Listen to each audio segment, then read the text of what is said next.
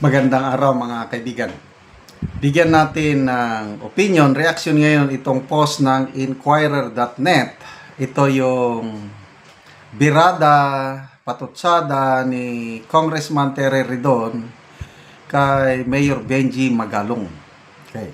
Unang nagsalita si Mayor Magalong, sabi niya, and then suddenly here comes a below the belt naman na akusasyon ay dahil merong project si Diskaya doon, maanumalyang tennis court, sobra na yan. Ayan ang hindi ko matitik, parang pinapalabas mo na korap ako. Nagalit si Mayor Magalong yun. I-discuss natin mamaya yung tennis court na yun. Ito naman, nagsalita si Congressman Terry Ridon. Ang sabi niya, even the loudest champions of good governance should never reject scrutiny of their own projects. Okay? So, para bang dating sa akin, kini-question ni Congressman Terry Ridon ang integrity, character, good governance ni Mayor Magalong. Anyway, kanya-kanya ng opinion ngayon, battle of public opinion, pilit nilang sisirain o sinisira ang credibility ni Mayor Magalong. But to me, experience. Halos sabay kaming pumasok sa serbisyo ni Mayor Magalong. 1982 pumasok siya, ako naman 1983. So sabay kaming lumaki sa serbisyo, sa Philippine Constabulary siya, sa Philippine Army ako, at maraming class 82 na army na nakasabay ko. And I tell you, yung character ni Mayor Magalong, impeccable. Hindi naman siya santo. Ano siya talaga? He's living up to the motto of a premier: courage, loyalty, integrity. Yung kanyang tinatawag na service reputation, yung sum total of what you have done in the government or military or police service. Wala pa akong na-meet na men and women in uniform na kumwestiyon sa credibility, integrity ni Mayor Magalong while on the service. Lalo na noong Mama Sapano massacre, SUP 44 na inimbestiga na, yun na yung pinnacle of success, of pinakamataas na, how do I call this? Yung pagkatao niya, pinipilit siya ng kanyang mga boss, kasi 2-star general lang siya by that time 4-star general, kung sino-sino yan, baguhin nyo yung report, huwag nyo nang isama ang presidente. Anong sagot ni Mayor Magalong? Ano ba? Pinaghirapan namin ito. Tapos, ganyan lang, utusan nyo kami? No way! Ito, it's not one open secret. Inoperan siya na maging PNP chief. Basta lang tanggalin niya ang pangalan ng presidente sa kanyang report. Hindi siya pumayag. What more can you ask of this man? Kaya sirain nyo man si Mayor Magalong, ako, saludong-saludo ako sa PMA graduate mayor public servant na ito. You cannot put a good man down. After his retirement, dapat sana pahinga na siya. 2019, hinikayat siya ng taga Baguio. Alam ko yung istorya niya dahil marami akong kamag-anak sa Baguio, malimit kaming magbakasyon doon. Ang mga tao ang pumilit sa kanya. Benji, maatim mo lang ng ba na ganito ang ating syudad? Do something. Pumasok ka sa politika. Ganon ang kwento ng mga tao doon. Siya naman, hindi naman siya politiko. Police officer siya, true and true. Hanggang hindi niya na nakayanan ang urge ng mga tao. Paano siya nanalo sa mga naka-entrance na politiko doon? Wala siyang pera.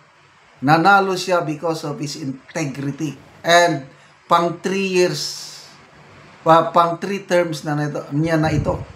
That speaks of who Mayor Magalong is.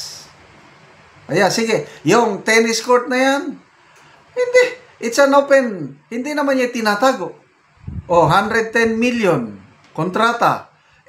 Palpak ang mga diskaya. Ang nabayaran lang, according to records, is nasa, correct me if I'm wrong, maliit lang nasa 4 million lang at ang naibayad. So what's wrong with that? Ang problema, kung naibayad na lahat, yun, problema. Kailang hindi naibayad. So, ito ang ibinabato nilang putik para siraan si Mayor Magalong. But, depende na sa taong bayan. To me, he is a real champion. In the first place, bakit inappoint pa ng Pangulong Marcos Jr. si Mayor Magalong as special advisor and investigator in the first place? Ang ganda na ng simula yung ICI na yan Sabi ko, may pag-asa dahil nandyan si Mayor Magalong. Nagsimula.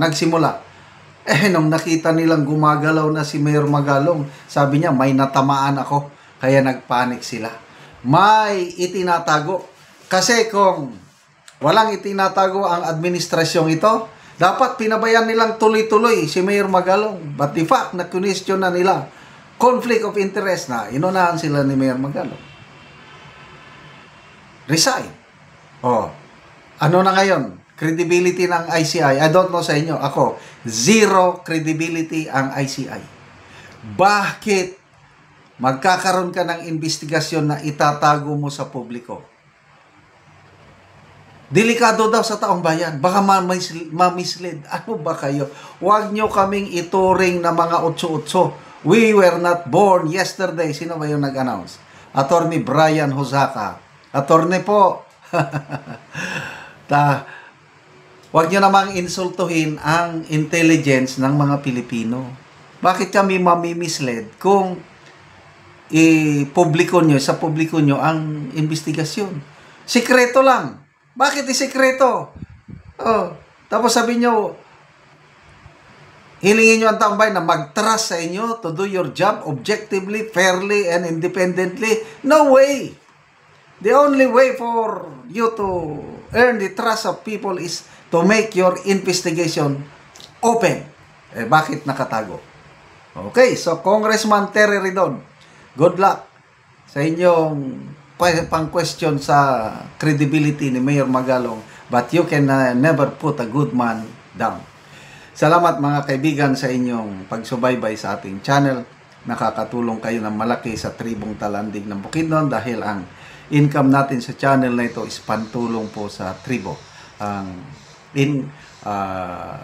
Namimigay tayo ngayon ng libreng livelihood assistance, nagpapatanim ng saging lakatan at Arabica coffee. Panoorin nyo ang video na ito. So na ako karon dere sa kapihan ni Kuya Richard. So nagduha ni siya ka bulan karong adlaw. So mag-spray na pud siya kayo mana og abono.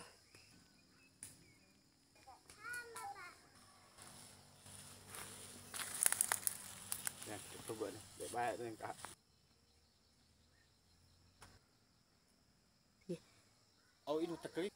Okay, salamat kayo sa Dios nga nay panalangin nga niabot. Sukat sa akong pagtanom do nakabulan. So murag kita na dyan nato gyud nga maayo.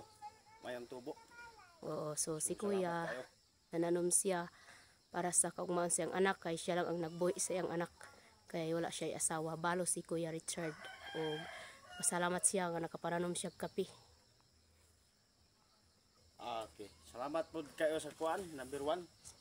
Kung number 1 na akong pasalamatan ang nag-sponsor ani para nga makakwanta.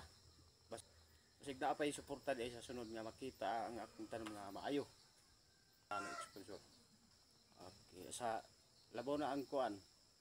Ginoo. Labaw magagahom sa saman. Nga niabot ni nga project. Sige Kuya, salamat pod. Pirniro na. 300 ka punuan ni ang kape ni Kuya Richard. 29 sila ka pamilya ang nananom sa kape. Og nikabat ni og 14,550 nga seedling. nga nakatanom na.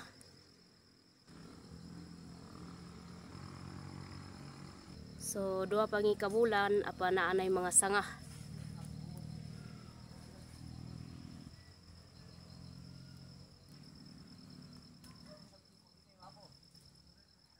So dako gid kayong pagpasalamat ni Kuya kay naa na siya makas suporta sa iyang anak nga estudyante. Salamat pud kay sa Ginoo sa nag-sponsor.